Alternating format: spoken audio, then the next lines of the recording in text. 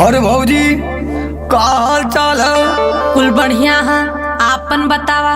हमारियो बढ़िया है। अच्छा अच्छा। हिया अरे भौजी सुनिया तो हर बहनिया आई लिया। हाँ हाँ, अरे भौजी तो कुछ जुगाड़ करा। चला हटाता। अरे भौजी तो हर बहनिया बड़ी सुंदर हो। खुद बतियाला हो का? हाँ। नहीं भौजी सुना हो, सुना भौजी हमार हमके भइल बा प्यार। कैसे हो? अरे नहीं से हाँ, सुना भौजी हमार हमके भइल बा प्यार। कर रहम तू हमरा जवनिए पे, दिल आइल बा तोहर बहिनिए पे। कर रहम तू हमरा जवनिए पे, दिल आइल बा तोहर बहिनिए पे। तू तो हवा छिनार देखा दूसर दुआर। हाँ हो, तू तो हवा छिनार देखा दूसर दुआर। मन मचलेला तोहर देखौटी में, प्यार जागल बा तोहर बुढ़ौती में। मन मचले ना इनकर देखौती में, प्यार जागल बा इनकर बुढ़ौती में। हिया अरे भौजी कुछ बतौती काहे ना? बड़ा कैसन तू तोहके बढ़िया से हम जानीला।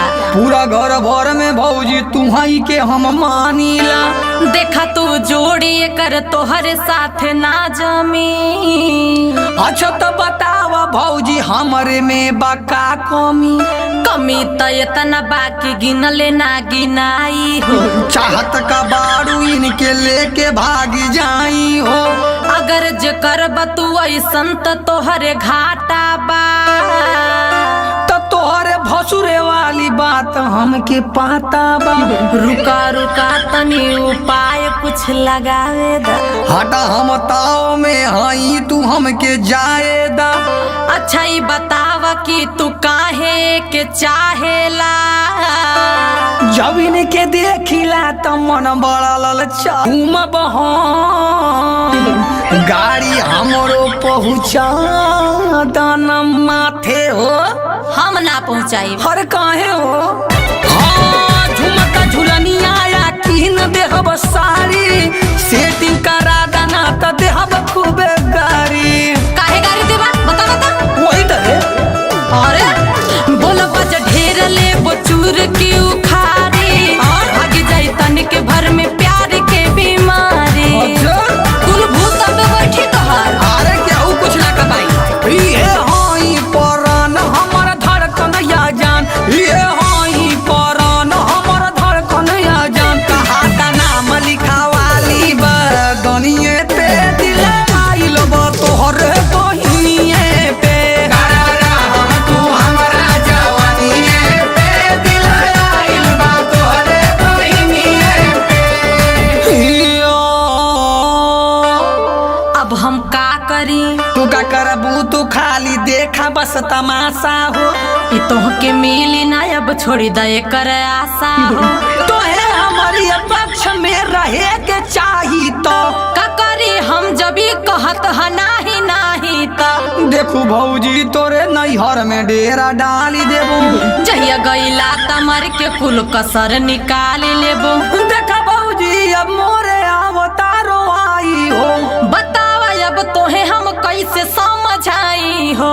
लगत हो भौजी मोर करे जाय अब फाट जाई। सुनाई काम हमसे कबो अब न हो पाई। अगर बियाह ना भइल त हमर जान लिहा। जब पहले काम करा बदला तू बिहान लिहा। और भौजी तू हमारा बात जान काता हो। अरे अब मान जा तू हमरे बात के। काहे ऐसे चिल्लात बाटा हो। का? हाँ चला अब थोड़ा इनके तू ही लगे आवा। बुढ़ावा फिरंगी के मानसा पुरावा। भागला कि नहीं यहाँ से? अरे मान जा। बड़े बेशरम कर लाज तनी कारू। दोगला तू हमके बुझा ले ला तमारू। तू तो हम बचपना से आई। तबे रड़ुए